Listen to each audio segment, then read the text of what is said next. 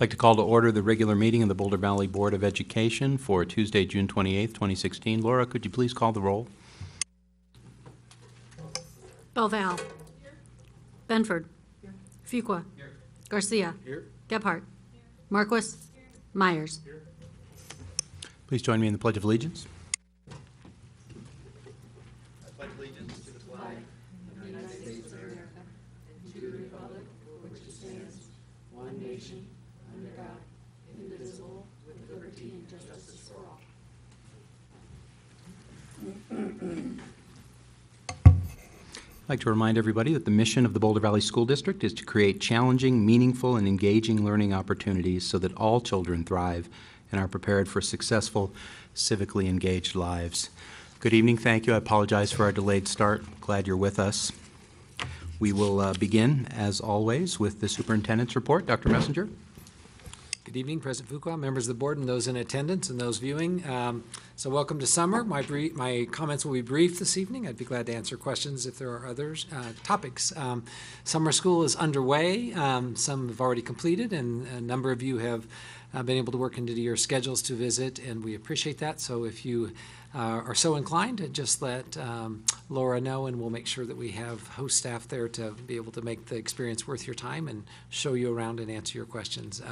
We will do a follow-up report at the end of summer school, early fall, I would assume, and take a look at levels of participation and also the impact it's had on student learning. Our overall count of students participating in summer school is up over 300 students this year, partly because we're being a little more aggressive about getting students there, which has been helpful, and also adding some new programming, which has been well received. And so my thanks to Assistant Superintendent Leslie Arnold, Christy Krause, Roy Holloway, and many others who are working on that project this summer. So anyway, stop by if it works into your schedule.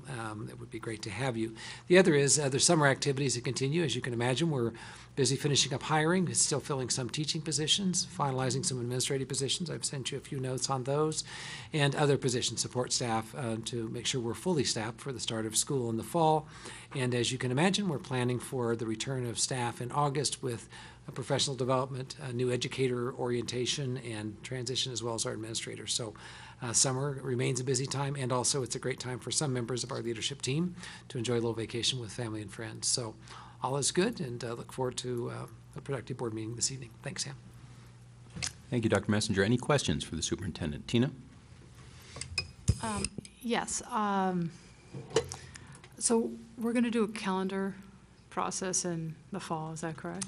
Yes, I would assume it'll start in the fall, yes. Okay, and one thing is I noticed as a parent that there are a couple of interesting calendar changes for this upcoming academic year, one being that there's a full 5 days of school off prior to the Christmas holiday and the start of the winter vacation. Mm-hmm. We come back to school, I think, on a Wednesday, mm-hmm. and I think that instead of a 4-day vacation in February, there are 2 back-to-back 3-day vacations. Mm-hmm. And it might make sense, and this is so particular, but to let parents know. I think that sometimes that's a very different mm-hmm. calendar, I think, for some of us this year. So it might make sense to proactively let the community. You could do a newsletter insert, maybe. Yeah, just a thought when I was looking at it for my own planning and was surprised. We're having trouble getting those holidays to align with our plans, by golly. But yes, we have a more interesting one coming the year after, so hang on. But I think explanation would be helpful. How often do we review the school calendar? We've been on a 2-year cycle, and since I've joined the district, and so we are this 2-year cycle. We're getting ready to go into the second year. It was almost a repeat of the prior year, so we'll look at it. But we have some challenges with some of our traditional breaks because of the way the holidays fall. So, and Tina described one of them that happens around winter break. And we also work really to coordinate as best we can our schedule with university and spring break, winter break, and things, just because of so many families that have parents who work there, et cetera. So, but sometimes that's a challenge as well. So, but yes, we're up for review. Other questions or comments for the superintendent based on his report? Kathy. It's a little of a bird walk, but as we talked about at the last meeting, the ESSA Summit and the comment period now to give feedback to the feds. And one of the places where they're changing that has to do with the 95%, right? And the US DOE is having much stricter interpretation than the feds. I was just wondering if we have a process for responding to that, if we wanted to respond, since that's important issue for our parents in the district. And just to clarify, the 95% participation rate Participation in rate, right. required assessments is okay. Because it looks like what the USDOE is doing is a departure from what the feds intended, and I just think that could have an impact on some of our schools, because one of the proposals, as you know, is to lower a school's accreditation rating if they don't hit the 95% participation rate, which I think would not sit well with some of our schools and parents. So I just was wondering, if because we're going to be in recess in July, if there's a process for responding, or if that's, because what I'm understanding is they aren't getting a whole lot of feedback. I think they were probably counting on not getting a lot of feedback, if I was to be so cynical. So I think through our professional associations, I was just with leadership of CASE today. So, and also we are receiving some communication from CDE around this as well. I will be at a conference with DOE staff in July, as well as our congressional delegation. So, I mean, I think we're seizing what opportunities there are. We don't specifically have a formal stance we've taken. I think this participation rate is a concern. I mean, as you heard, and I didn't know if you were going to address this in your comments this evening, I mean, half the issue here is our own state statute around some of the accreditation issues as well. So I think we need to be proactive not only in the rule development at the Department of Ed in aligning with the new federal legislation, but also legislation in this upcoming session. So Is there a way to keep us kind of in the loop of those I conversations? absolutely will be, Okay, yes, thanks. as they become more formalized. Thanks. Shelley? To follow up on that, thanks for bringing that up, Kathy. You know, the Department of Education is just delusional if they think that we can control parents and how they feel about testing. And to put us in the middle between parents and their regulations is just a lose-lose proposition for everyone. So I would hope that our district is strongly advocating for not holding us accountable for what our parents do, because they have the full right to do whatever they want to do, and we should be supporting them in that. That has consistently been our position. Anybody else? All right, we'll move to the next item on our agenda, which is public hearing and public participation. We have 2 speakers lined up. Let me read you the guidelines for public participation. The board recognizes the value of public comment on issues related to the operation of the schools. To ensure that our meeting is conducted in an orderly manner, we ask that persons who address the board confine your comments to matters that are germane to the business of the school district. Speakers on agenda items will be heard first, followed by those on non-agenda items.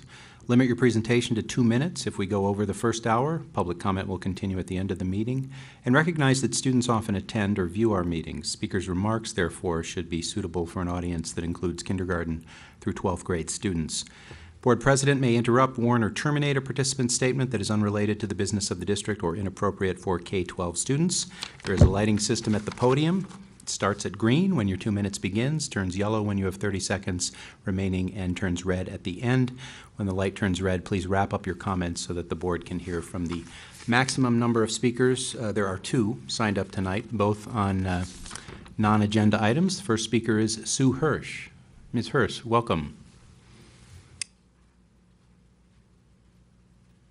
Hi, I'm here to advocate for dyslexic students in the district, and wanted to follow up on the last board meeting where you discussed the Barton system.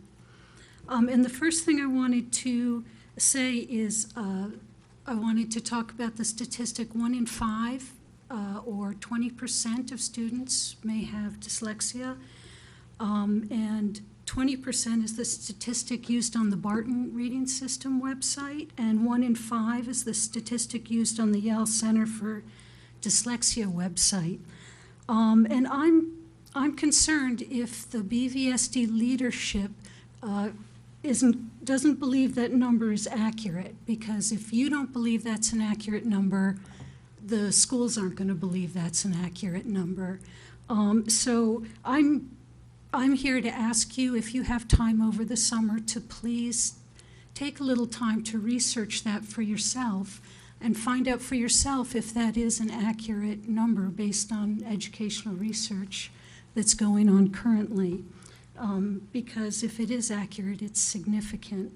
I also wanted to speak about the minimal success the Barton system had. I wanted to thank Ms. Benford for engaging in that conversation, and obviously you have done some of your own research on dyslexia. And I wanted to say that I hope people won't jump to the conclusion that it's the program that's not successful. Because it's an evidence-based program, it's been proven to be successful, except for the few types of students that it states it won't work for, non-English speakers, and also receptive or expressive language disorders. So I hope you will consider, when this comes up again, asking questions about implementation and what can be done to help us implement it. And teacher training can be a big factor based on research, the experience of the teacher implementing a program. And I want to suggest that there are a lot of ways without spending any money that I think teachers could increase their experience quickly, and would be happy to make those suggestions at another time. Thank you. Our next speaker is Linda Holtman. I believe, is it Holtman? Yes. Ms. Holtman, welcome. Good evening.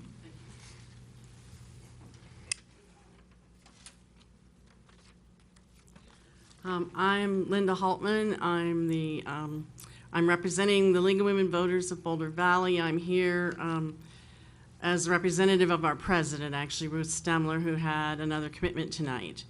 And this afternoon, we sent all of you by email a letter about some of our concerns and thoughts about the Uni Hill potential sale. And I would like to read that to you now. Dear BVSD Board of Education and Superintendent Messenger, in 2014, the voters in BVSD passed a $576 million bond to replace, remodel, upgrade, and maintain BVSD facilities. Now the school district has put the plans for the renovation of University Hill and New Vista High School on hold as it explores the possibility of selling the Uni Hill Elementary campus to the University of Colorado and replacing the school with a new PK through 8 on the New Vista campus. BVSD would want the sale to bring in enough money so that New Vista could also replace its building. The League of Women Voters of Boulder County would like to know more about this plan. This is a significant change to the original planned bond projects for these two schools. 1, what opportunity for input do the affected communities, students, teachers, parents, the neighborhood have, and how is information communicated to them? 2, the specifics of the plan changes would require much coordination to ensure that existing programs in schools are not harmed during the multi-year transition period. What steps are being taken to ensure continued success of existing programs? 3, how much is budgeted for the exploratory phase of this proposal, and from where are the funds coming? 4, are the maintenance costs of the proposed buildings included in the cost analysis? In general, what is the long-term strategic vision for paying for maintenance of BVSD buildings? Thank you for your attention. We will await your reply. Thank you for joining us. And that concludes public participation. We'll move to the next item on our agenda, which is board communication. Board members. Quiet bunch tonight. Kathy. I had the opportunity through Leslie to be able to visit 2 of the summer school programs so far. I went to Arapahoe campus yesterday and saw the extended school year program, which is a very heartwarming program to go and watch, and is staffed in part through some of the peer mentors from Fairview, and it was just great to see the one-on-one attention that those students were getting and the caring,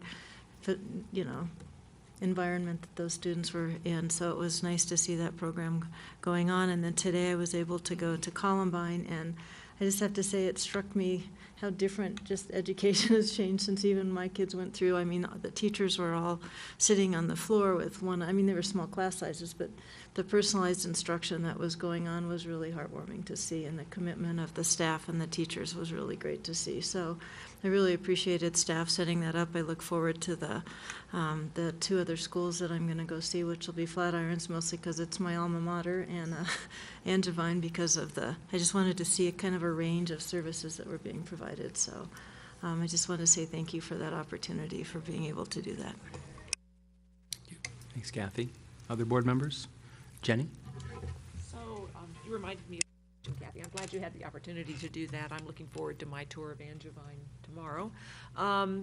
So in past years, we've worked with Impact on Education and Boulder Housing to run some programs in some of the low-income housing communities in Boulder, and I wonder if we're doing that this year as well, or whether that has been. Are we doing the program in the low-income housing with Impact on Education this year Or maybe, through the community schools? okay, so we are doing something similar to that.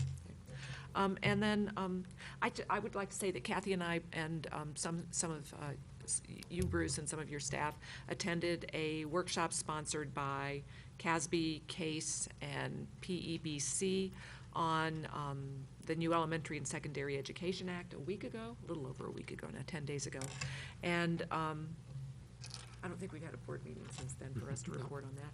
And so, and it was there's a lot of information to be absorbed, and I think the main point of the meeting was to get the parties in the room talking about areas where there may be flexibility in ESSA to ask for, or flexibility in practice for our state, and to hopefully get the major education organizations, CASE, CASB, and CEA, and CDE also on the same page as we work with the Department of Education and perhaps even our own legislature to take advantage of some of that new flexibility in the law.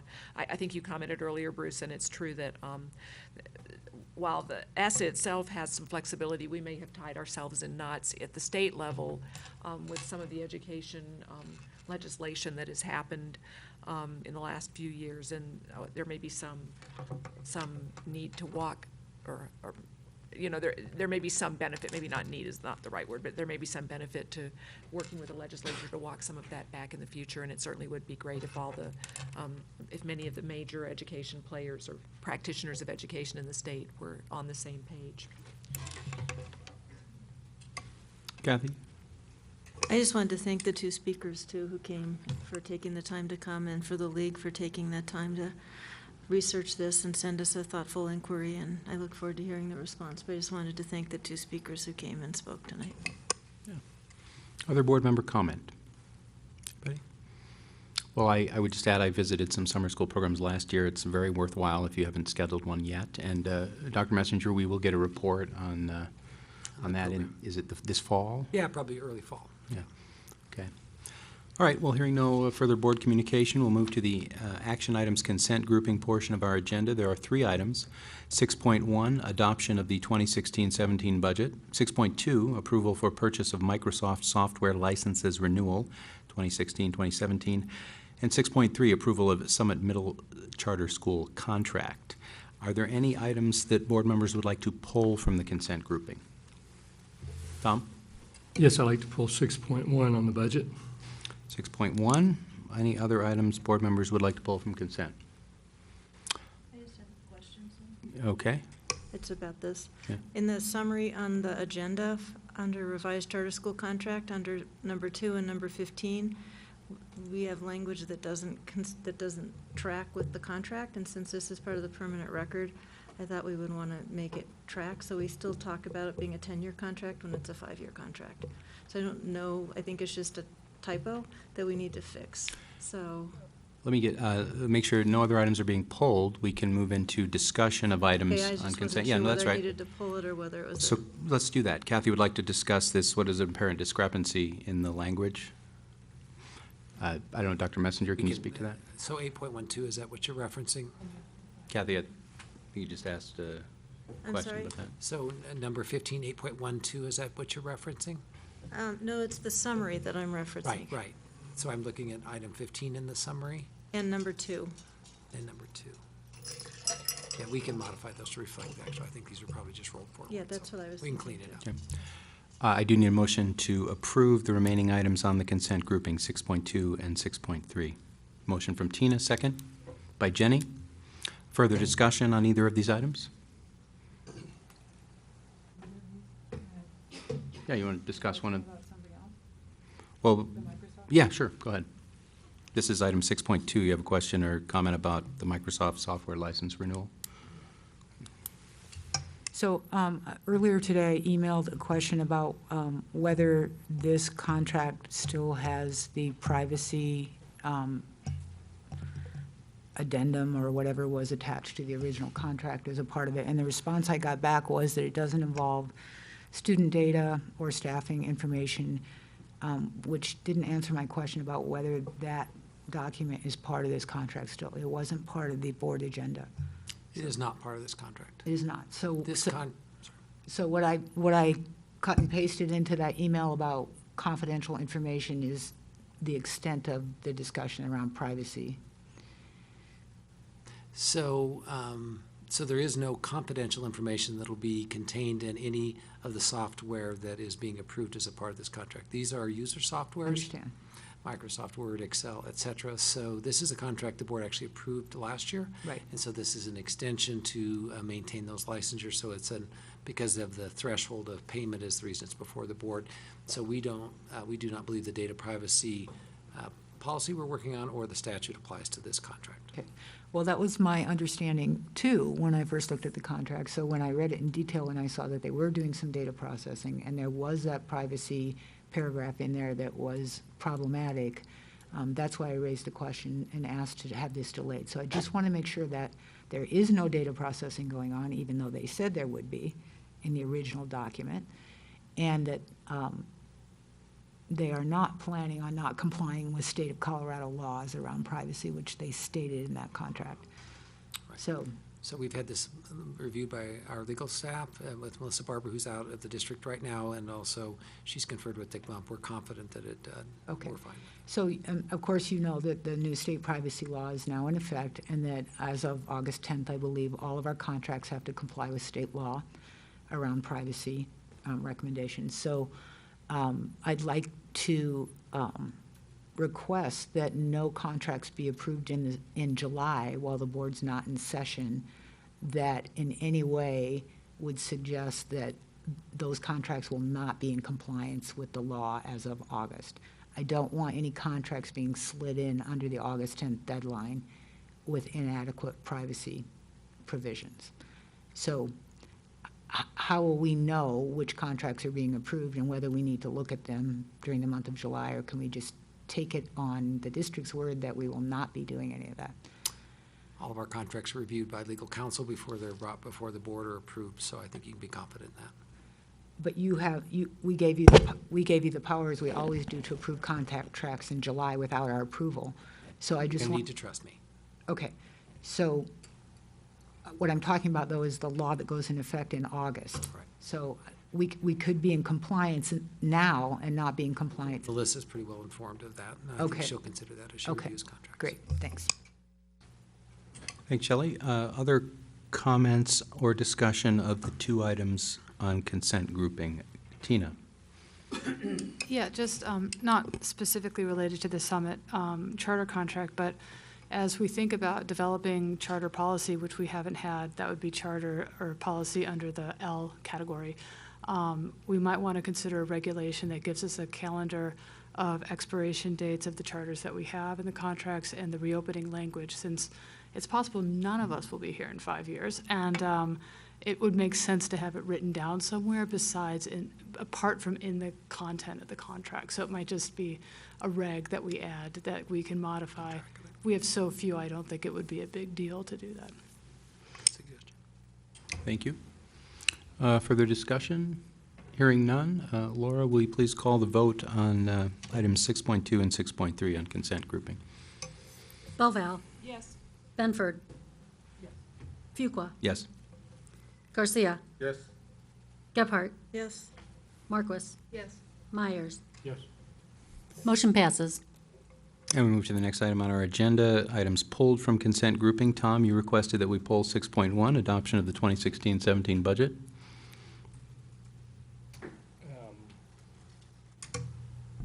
So should I go ahead and talk about what I want to, or does it need to be before the floor? I think we need a motion. The only motion I can offer is we not approve the budget as provided to us, Motion, to not approve the is budget. that a proper motion? I mean, I think we would, I'm asking that honestly because, you know. I'm not going to move to approve it because I don't agree with Right, it. okay. I need a little Robert's Rules help. Mike? Yeah, I think it is a proper motion. Okay. So Tom has moved to not approve the 2016-17 budget. That's proper motion. It needs a second. Second from Shelley. Discussion? All right. So I'm not in favor of this budget for a number of reasons. We have been on a track for the last, 5 years for sure, of continuing to go underwater, in my opinion, in the services that we offer our students and our communities. Anyone can see that if they go to the 2016-17 proposed budget booklet. Particularly look on page 158, it talks about full-time equivalent. That's, for example, a full-time teacher is a full-time equivalent person, or a full-time equivalent student is a student that's there for the full time. And what we'll see is that compared to 5 years ago, 2012, 2013, we have a little over 5% more students than we did back then, but we have about 2% less teachers. That's actually classroom teachers. So 5% more students, 2% less classroom teachers. That's bodies. So obviously our class sizes are all growing, and instructional services that we offer are degrading because we just don't have the staff to do that. Unfortunately, over that period of time, the number of administration full-time equivalents has grown 20%. So that is a trend I don't like. We should be taking more of those people and putting in a classroom, and we're not doing that. And the trend just continues. And of course, I've asked multiple times for different scenarios for funding that. I haven't gotten any response. Shelley and I spent a lot of time putting together a budget proposal to help turn that around. We got no response. So the trends are bad. I also went back and from our October count data and looked at our high school class sizes. I looked at all of them, but high school class sizes really stand out. Because what we see is that class sizes, for example, out of the total number of high school classes of 1,285, we have almost 600 classes that have more than 30 students. In fact, our classroom staffing teacher ratio advertised in our budget booklet is one teacher for every 26.58 students. So 55% of our classes have larger class sizes than that. So we have fundamental core classes such as freshman language arts, Algebra 1, geometry, physical sciences, history, government, where we have class sizes in the 40s of freshmen coming in, sophomores, core academic classes that are not getting, in my opinion, enough attention within our district. Over that period of time, we find that in terms of the percent and the number of dollars we spend, that we're actually spending more on our teachers. We've given increases in steps and COLAs to our teachers, so about 20% more than what we pay our teachers. Unfortunately, the budget for administration has gone up 72%. So it's really skewed badly. Taking money out of our schools and putting it in central administration. So our central services growth has far outpaced our students. Just the central services portion of FTE has grown 62%. So in 2012-13, we had 27 FTE, full-time equivalents in central services. Now, in this proposed budget, we have 44. So I would like to see more of that money go into our classrooms as opposed to central administration.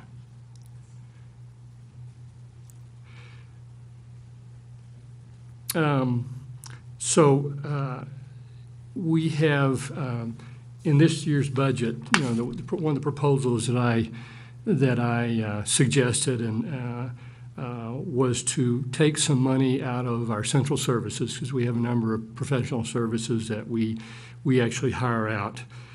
Take $2 million out of a nearly $300 million budget, by the way, and put 20 FTE teachers back in the classrooms.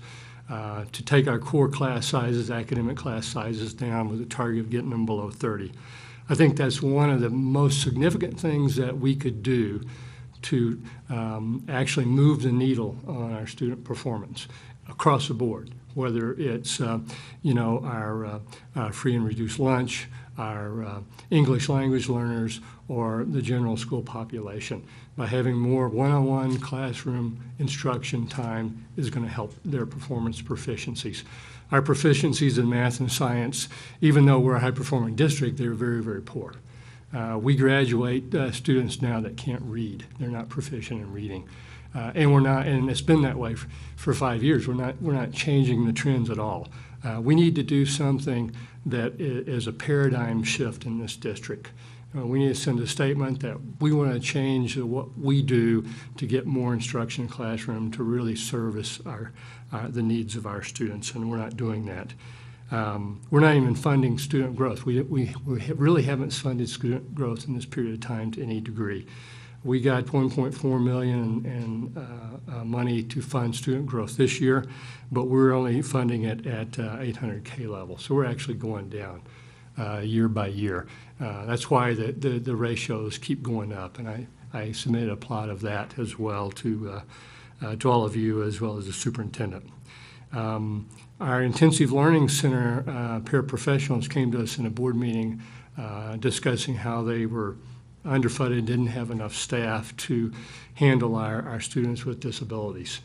Yet we're cutting them back. We're going from 4 per program to 3.5 per program in the secondary levels. And you know, these 2 cuts I just talked about, both of those they're about $1 million.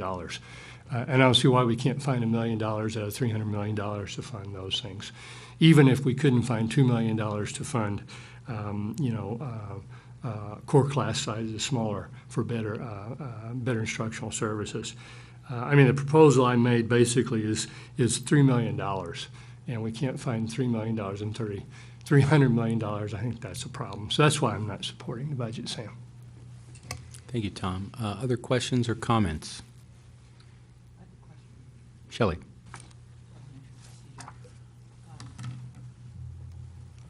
I'd like to discuss what Tom said, but I'd also like to make another motion. Should we wait until that one's, will I be able to do that after we vote on this one? Yes, you think you can do a substitute motion now, is that correct, Mike? I don't need, I'd or- like to discuss what Tom had to say first. Okay. I'm just asking if I can. So then do the that other now. option would be we discuss and vote on this motion. Depending on the outcome of that, other motions can be offered. Is that, yeah. Okay. So go ahead and talk about Tom's motion, and then we can move to perhaps another motion after we vote on this one. Well, I think Tom's making some good recommendations, and they're all ones that we've talked about over the last, I was going to say several months, but it's actually been several years now. So, and I think that what he's saying reflects, you know, sort of some cumulative concerns that all of us are beginning, or many of us are beginning to have around the budgeting process itself, and how we ended up at this point right now on the date when we have to approve this budget, and we don't really have consensus about what we want to approve. And, you know, so I just like to briefly go over a few of my concerns about the budgeting process, and then discuss Tom's motion specifically. So I'm concerned that the accumulation of approved changes across many years that we've seen in the budget is resulting in a lot of increasing costs without us taking a hard look every year at whether we want those costs in our budget that year. They're just building on one another year after year. So I really want to recommend that next year we go to zero-based budgeting, and that we start from scratch and we determine exactly what our schools need, exactly what our parents want, and we start budgeting from scratch. I'm also concerned about the lack of discussion we've had on major spending priorities, and I'm concerned that we don't have those discussions early enough in the process. So now we're discussing the budget, and what we're probably going to hear from some board members is, oh, well, at this late date, we can't change this budget. But the fact is, it's only a late date because it's today, but we've been discussing this for many, many, many months, and we've gotten nowhere. We've asked for scenarios, we haven't been given them, so that's why we're all sitting here not knowing exactly what we can afford to do or what we want to do. We need to have these discussions way earlier in this process and get consensus. I'm also concerned about the huge amounts of money that are being shifted around from the time we approve the budget in June and the time we adopt a final budget later around January. Last year, the district moved over $5 million out of regular education and shifted over $1.5 million of that to central services and business services. The board needs to understand why the district's doing that.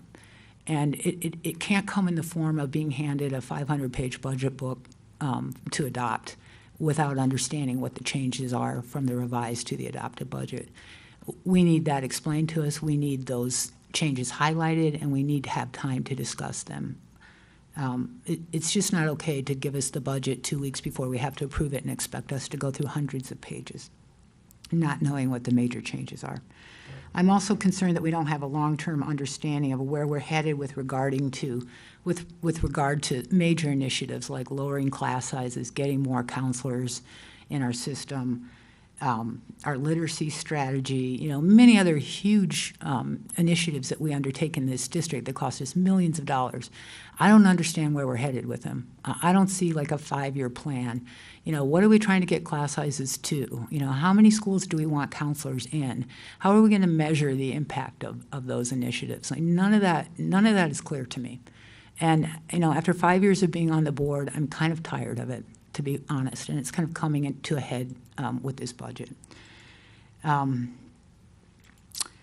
I'm also concerned that we're not including funding in this budget that we thought was included. For example, for dyslexia. I thought up until just a few days ago that we had $1.2 million of additional funding in this budget for our close to 5,000, is that right, dyslexic students on average that we have in the district.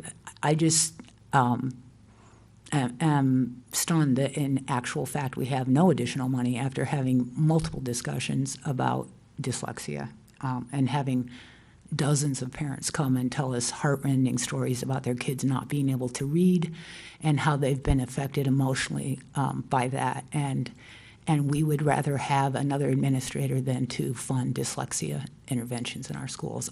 I'm just, that doesn't reflect our community's values, and it doesn't reflect my values, and I don't think it reflects this board's values. And unless we do something about this budget tonight, we're saying that it does reflect our values. I'm also concerned that this budget's not transparent even to board members. We have huge other categories in all of our major SRE accounts.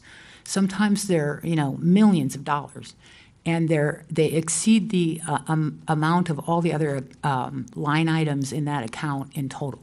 So there's no reason our other budget should be bigger than, our other category should be bigger than our line items in those budgets. I worked for a huge company, $11 billion company, and our rule was your other can never be more than $100,000. Put the money where it belongs and approve it where it belongs, and don't have these huge other categories where no one knows what's included in those.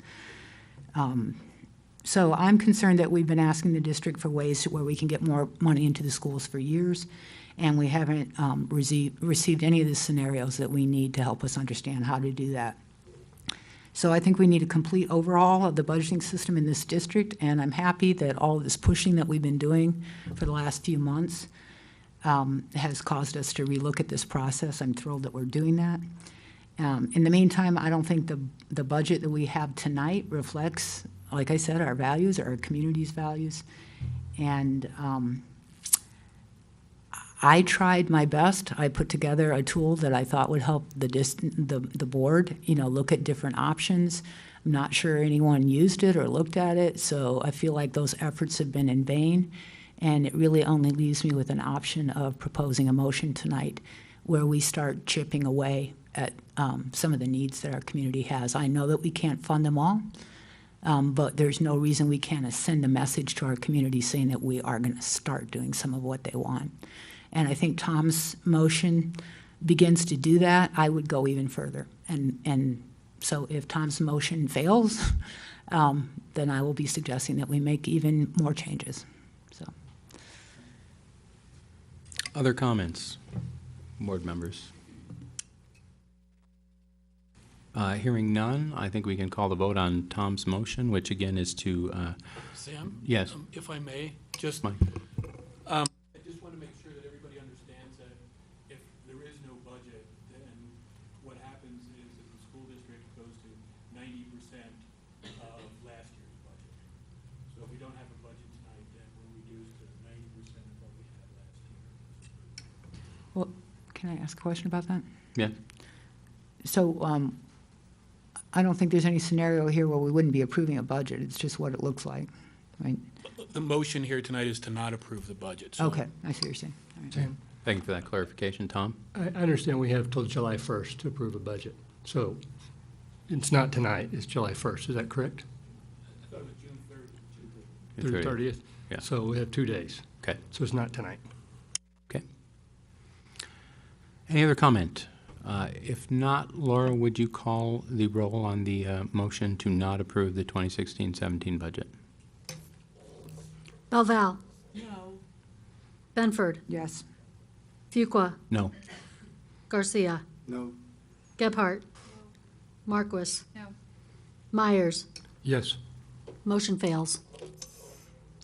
All right, so, I have a question. yes, Jenny? If we just Question? voted not to not approve the budget, does that mean we just voted to approve the budget? I don't think so. Mike? I think it's going to take an affirmative vote to approve the budget. Yeah. In that case, I have a motion. Okay, I think Shelley's motion was first in the queue. Okay. Shelley, what is your motion? Yeah, I move that the proposed 2016-17 budget be amended as follows. To restore secondary ILC para support levels to 4 paras per school from the proposed 3.5. To fully fund 2016-17 projected enrollment growth at 1.4 million, not 834,000. To include additional funding for dyslexia screening, intervention, support in the amount of $1.2 million. To begin funding targeted class size reductions in core classes, i.e. math, English, science, history, and government at all comprehensive high schools to get class sizes under 30 by allocating 1 FTE in 5 comprehensive high schools. Begin restoring school-based budget cuts, the 2.25%, and do that at 0.5% in 2016-2017. To allocate an additional 0.25 discretionary FTE to all schools for use by principals to address differentiated needs. They can use those for counseling, ELL, special education, para support, anything that they decide they need in their particular school. But allocate 0.5 FTE counselors, so a half a counselor to 5 elementary schools, 3 middle schools, and 5 high schools of the district's choice, depending on priority needs, and restore TAG support to 2015-16 levels. So that total additional funding, based on the numbers that the district has supplied would be about $4.8 million. I ask that this funding be reallocated from central and business services, purchase professional services, district and school administration, or as recommended by the district with board approval. The total reallocation is less than 1.2% of our total budget. And I can submit that. I guess, yeah, perhaps it would help if Laura had a printed copy or. Yes, be happy to do that. Okay. I feel as if these changes they won't do everything we want them to do, but they will start chipping away at this. Okay, and do you have a printed copy that our board secretary can I reference, or she can I read can back what you give- said? I can give her my computer and she can copy it or print it or whatever she Okay, wants. I just want to make sure that it's recorded accurately. And I kind of feel like it should be read back before We even asked for a second. Yeah. Or did everybody get everything that was? No, so I think board members would like a restatement. Do you want me to give it to Laura to restate, or do you want me to restate it? What's your preference, Laura? Do you want that in front of you? I would prefer to have it in front of me because I did not get this down verbatim. Okay. But for reading it back. Yeah, just go ahead and read it back and then give it, and then put it in front of Laura. I move that the proposed 2016-17 budget be amended as follows. Restore secondary ILC para support levels to 4 paras per school from the proposed 3.5. Fully fund 2016-17 projected enrollment growth at 1.4 million, not 834,000. Include additional funding for dyslexia screening, intervention, and support in the amount of $1.2 million. Begin funding targeted class size reductions in core classes, math, English, science, history, and government at all comprehensive high schools to get class sizes under 30. That would be 1 FTE in the 5 comprehensive high schools. Begin restoring school-based budget cuts at 0.5% in 2016-2017. Allocate an additional 0.25 discretionary FTE to all schools for use by principals to address differentiated needs. For example, counseling, ELL, para support, et cetera. Allocate 0.5 FTE counselors to 5 elementary, 3 middle, and 5 high schools, and restore TAG support to 2015-16 levels. The total additional funding required is $4.8 million. I ask that this funding be reallocated from central and business services, purchase professional services, district and school administration, or as recommended by the district with board approval. This requires reallocating less than 1.2% of the district's total budget. Second. Second from Tom. Discussion. I'd like to ask Dr. Messenger what would be the implication of those reallocations, if you can at least respond, well, as specifically as you can. Well, it would depend on where we find the $4.58 million, but if we eliminate administrative positions at the schools and at the district office, there would be services not provided, and in business offices I heard specifically mentioned, we would not be able to conduct our normal business. The professional services, most of those that referenced, and you've had 2 RFIs on that, are direct services to students, so there'd be lost services to students. I guess I would be reluctant to support this recommendation because it's had no public review. I think this is something that could have been presented in February when we had our first work session, or in April when we had our second work session, so there would have been time to develop some implication statements in this and allow a public hearing to occur. I think to not know the consequences for both the strategic plan and the goals of the district as well as services to students in our community would be unfair to our community, which we can't possibly be conducted by June 30th. And so my recommendation would be to not support this motion. A more detailed description of implications would take some time, and I do think public hearing is appropriate on that. Again, we've held multiple work sessions on this budget. We ask repeatedly for any specific recommendations supported by a majority of the board. Sam, you and I have talked about this a number of times, and so to bring this forward in the last hour of budget consideration could have significant implications on the system. We'll present polling data to the board in August 9th around a potential mill levy this fall. What we're finding is the highest ratings in recent history for this school district and the work that we're doing right now, and the highest level of trust around the use of their tax dollars. So I think we have the public's confidence in the work that we're doing, and I think that the budget we've recommended for approval tonight reflects the priorities of the strategic plan and maximizes the benefit to students given our limited resources and adequate funding in the state of Colorado. So a more detailed description, I'd probably need more time, Sam. Shelley and Tom, if I could comment, I appreciate the time that you have put into this. I share your frustration with the process. We've determined that via our audit committee members with participation from our business services staff and other board members that we will review our process, bringing back recommendations by September on how we can get out in front of this earlier. If we want scenarios, if we want information on the impact of specific reallocations, we can get those a lot sooner and consider the costs and benefits of that. And I think a part that we own as a board is, while individual board members have been pushing certain ideas, we have not given the superintendent clear direction as a majority of the board. So I think we can do better on all that, and I agree with you that there's a major need for improvement, but I am uncomfortable making these choices right now, not knowing the specific implications of the downside of those reallocations, as much as I would like to move money to all these places that you've described, Tom and Shelley. Any other board comments or questions about this proposal or anything related? Before I go back to Tom, I just want to make sure everybody gets a chance to chime in. Yeah, Tina? Yeah, and Tom and Shelley, thanks for the proposal, and I'll just echo what Sam said about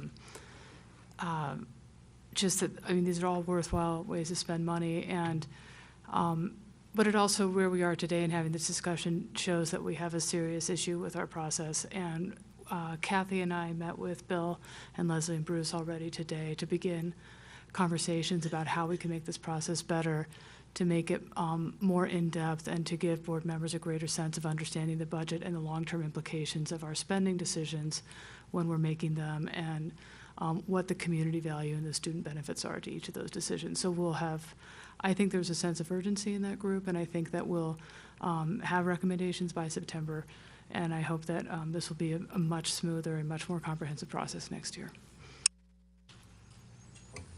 Anybody else? I know, Jenny? Kathy, then Jenny. I just want to echo Tina and Sam's comments. I really appreciate the detail and level of work that Shelley and Tom have put into this, because I know it's taken a lot of time. But I echo what you said, Sam, which is not knowing what the ramifications would be at this late date causes me a lot of concern. So I vow to work as hard as we can to get everybody's input from here and staff and other school districts so that we can improve this process going forward. So I just wanted to say thank you for all of that, and hopefully next year we'll see some improvement in the process. Jenny? So I'd like to thank Tina and Kathy and Dr. Messenger and Leslie and Bill for taking on the work of revisiting our budget process. I'm especially glad to hear that you're looking at long-term budget implications, because if we do go forward, I mean, if we do talk about a mill levy in the fall, then we'll want to be able to present that kind of information to our public. And because we know that costs in education rise faster than inflation, and so if we don't, if nothing changes, we need to think about long-term budget implications of the things we have in place going forward. So I'm glad to hear that you're thinking about that. I certainly wouldn't want to make any big changes in the budget that's been proposed without an opportunity for the public to give significant input, because while I certainly think that all of the places that Shelley mentioned are worthwhile places to spend money, I think that if we were to talk to our public, we might hear from elementary school parents that they are at least as deserving of extra FTE as the high schools are, and vice versa. And I think this would not be without controversy in the community if we were talking about reallocating $4.5 million. The public would certainly want to weigh in.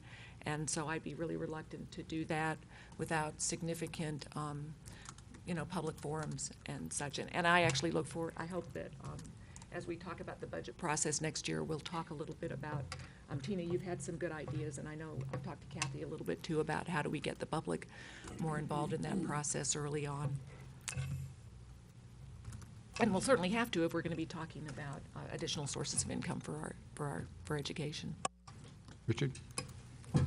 Tom, Shelley, I really, really appreciate all the hard work you guys have done on this, and the areas that you talked about, I think, are very much in need. It's going to be tough, and what I think is happening, this is a demonstration of the lack of transparency. It's a demonstration of the fact that we have not been involved, at least I haven't, as a new board member, as involved as you have in the last 5 years that you've been on the board, to understand the budget process. And I believe that what you've just done tonight demonstrates the need for us to get going on that. And I really appreciate the fact that Kathy, Tina, and have volunteered, and you, Shally, volunteered to be on that committee that will look at that process to go even smoother next year. So I appreciate the work that you guys have done. And as your board president, I will commit to moving that forward as rapidly as possible and responding to your concerns. Other comments? Shelley, do you have more? Yeah, I'd like to respond to a few things that people have said.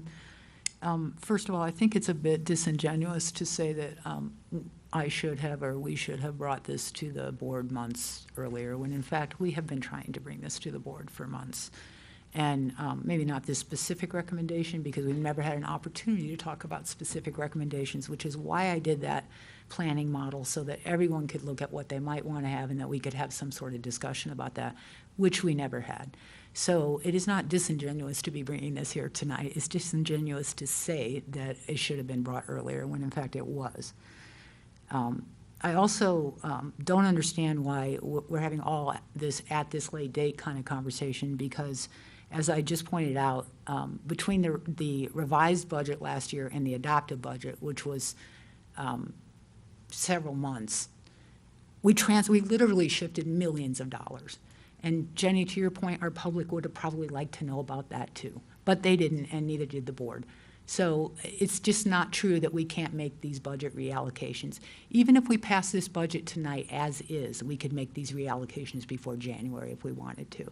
And I would recommend that if we're seriously thinking about revising our process, and we are looking at this again in September, as you mentioned, Tina, that we would want to consider some of these recommendations, and that this conversation is not over tonight, no matter how this vote goes. Also, Jenny, if you I know I was going through that list quickly, but I did add additional FTE to all schools, not just the high schools. And as far as the mill levy, I think that our public would have a lot more confidence in us when considering the mill levy if we were showing some respect to them. I did not pull these things out of my own personal preferences. In fact, some of these wouldn't be my personal preferences. This stuff came directly from our SACs and from our DACs. I went through every single comment. I collated the schools. I calculated the number of schools that wanted what, and that's how I came up with these numbers. They're not just pulled out of thin air. So it's not true that our community has not had input into these recommendations tonight. So I'd just like to say that, it sounds like people don't feel like we can make this adjustment because we don't understand what the ramifications are. But I can tell you the proposal I made to reallocate money was based on an average of spending in central services, business services, administration over the last 4 years. So I'm not sure how taking this money and putting it back in the schools could have such a dramatic impact when we're looking at actual spending over the last 4 years. It's not like I'm saying, let's take $1 million out of this and $1 million out of that, without looking at what we've been spending in those categories all along and seeing that we've been able to survive for the last 4 years with less money in those categories. So there's no reason we can't survive in the next year with that relative same amount of money. So I just want to say that, this isn't some half-cocked way of looking at this. That this is actually has community input in it, it has some thought into it, and I'm absolutely confident that the district can do this. And yes, there's going to be some adjustments, but there always is when you try and make a shift like this. And I think it's time to do it, and if we're not going to do it tonight, I hope that we'll do it between this budget and the adopted budget in January. Other comments? Tom? Yeah, so Shelley said it very well. I mean, it's not like we're stepping off a cliff here. I mean, we're approving the same amount of dollars. It's just on these specific items, we want money spent that way. And we're talking $4 million out of $300 million. The superintendent is a general fund manager, or the fund manager is general fund, which means, per our policies, he can move money all around. So he can move it to a different place if he wants to. All Shelley is saying is these particular ones we want to fund, that's our priorities. And bring us a proposal, because we have not gotten any kind of proposal how to do this. We've asked for scenarios and haven't gotten them. So it's not like this is unheard of, like Shelley said. It is heard of. We've gotten these inputs. We're not stepping off a cliff. And by the way, I want to remind you, we have a a board contingency fund, over $6 million. If we get any issues, we can, it's not Tabor, it's board contingency fund. We've never taken money out of it. If we get into a little more spending, we can take money out of that fund. I mean, it's not, we're not falling off a cliff by approving some very specific changes in how we allocate funds.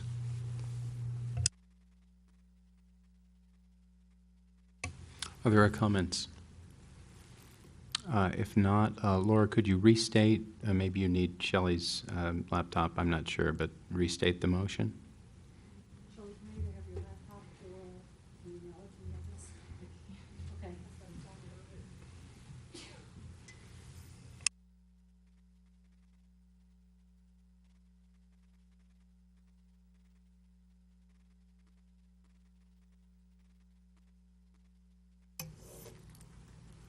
The motion on the table, that the proposed 2016-17 budget be amended as follows.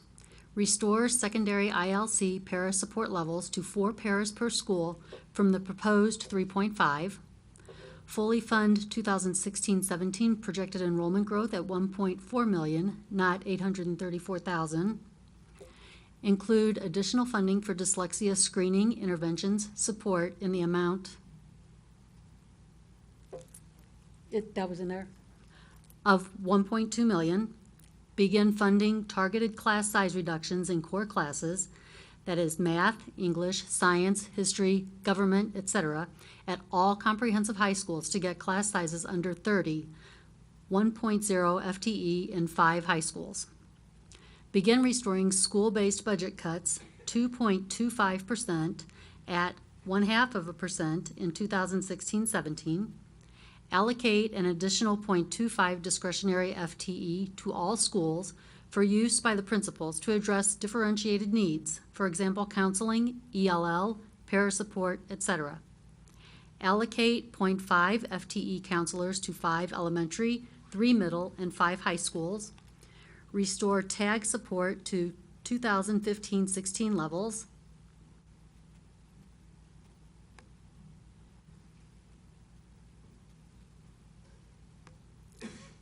Total additional funding required, $4.8 million.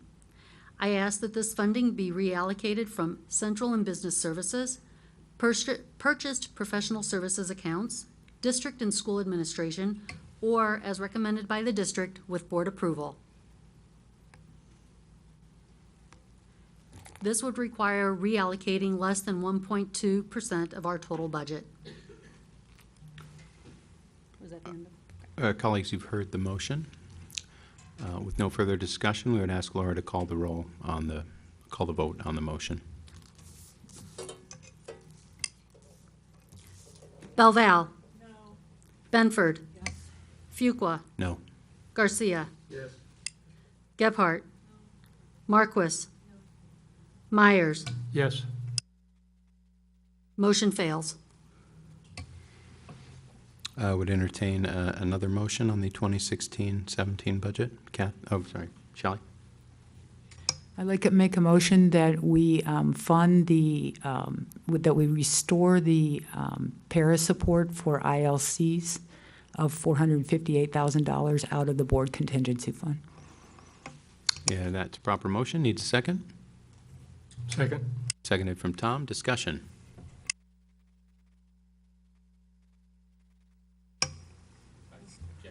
I don't understand what that fund is or what we use it for. I'm sorry. So some clarification from Dr. Messenger, if you understood the motion, or one of your staff. As a part of board policy, the board has allocated, we have a 3% Tabor reserve, and we have an additional 3% contingency reserve, which does have restrictions that it would need to be refilled by the following year, and it would take board action to access those funds. So it is a contingency reserve meant for emergency expenditures.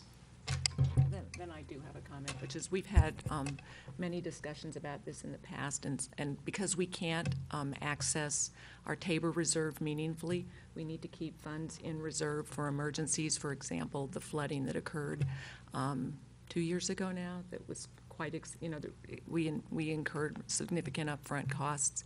And my understanding is that keeping that reserve intact also affects our credit rating and our ability to purchase bonds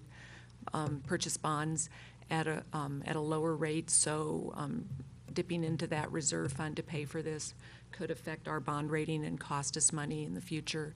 I think that if we're going to do something like this, this is something I really think we shouldn't do on the fly. So if we think we want to do it, we should go ahead and approve this budget and then discuss it in more depth at a budget meeting in the fall, to be scheduled in the fall. Other comments on this proposal or questions? Shelley? Yeah, this reserve is set up for board approval of this sort of thing. The current reserve is $5.3 million. This is less than $500,000 of it, which could be easily replaced in the next, even the adopted budget. So I don't think that this Chicken Little rendering of the problem with using this money is accurate. Well, I don't know that I heard Chicken Little. I heard whether it's constituted as an emergency, which is that the language that is specifically used? I can pull up the language if that's helpful. It might be helpful, yeah. That would be helpful, Leslie, because I've never understood that to be an emergency fund. While Leslie's looking for that, any other questions or comments on this particular motion? We'll wait a moment to see the, yes, Shelley? Yeah, the only reason I'm recommending this is that it seems like we're not willing to take one penny from anywhere else. And I'm very concerned about the level of staffing in our intensive learning centers. And I think we need to come up with that money somehow. And if people don't want to take it from the contingency reserve, then I would hope that we would be able to take it from somewhere else. I have the language if you'd like me to read it. Please. So this is a part of our DB fund balance policy under reserve requirements. And board policy states, to minimize any sudden and unplanned discontinuity to the district's programs and operations, the general operating fund budget will be developed containing an ending fund balance equal to required reserves, including TABOR, plus a minimum of a 3% contingency reserve. This reserve shall be reviewed every year as a part of the budget approval process to determine if a larger reserve is prudent in view of uncertainties in current and future revenue and in district expenses. Funds in the contingency reserve shall not be spent without board approval. The request for approval must include a plan for ensuring that the expenditure will not exceed the fixed dollar amount approved by the board, and must also include a plan for replenishing the reserve within 2 years from the first dispersal. Thank you. Further questions or comments about this motion? If not, Laura, could you read it back, please? Please. $458,000. The motion on the table is to restore para support of $458,000 from the board contingency fund To the intensive learning centers. to the intensive learning centers. Was that at the end of the motion or in the middle? In the middle. Okay. Whatever. You've heard the motion. Further discussion? If not, Laura, will you call the vote? Belval. No. Benford. Yes. Fuqua. No. Garcia. Yes. Gephardt. No. Marquis. No. Yes. Myers. Motion fails. Additional motion, Jenny? I move that we approve the budget as presented on the consent agenda. Needs a second? Anybody want to second the approval of the budget? Second. Yeah, Richard. Discussion. Hearing none, Laura, will you call the vote on the approval of the 2016-17 district budget? Belval. Yes. Benford. No. Fuqua. Yes. Garcia. Yes. Gephardt. Marquis. Yes. Myers. No. Motion passes. Colleagues, thank you for the discussion. I know there's frustration. We all feel that, and I appreciate Tom and Shelley bringing forth specifics, and I will commit to moving forward an improved budget process based on the recommendations coming from this subcommittee. And I thank you all for your attentiveness. I thank the staff as well. Our final item on the agenda is agenda setting. Any comments on that? Of course, we had our quarterly planning session, and I think we have a good roadmap for the coming months. If there are no further additions or questions about the agenda setting item, we are in adjournment. We will skip the month of July. I hope you all have a good break, and we'll see you in August. Meeting adjourned.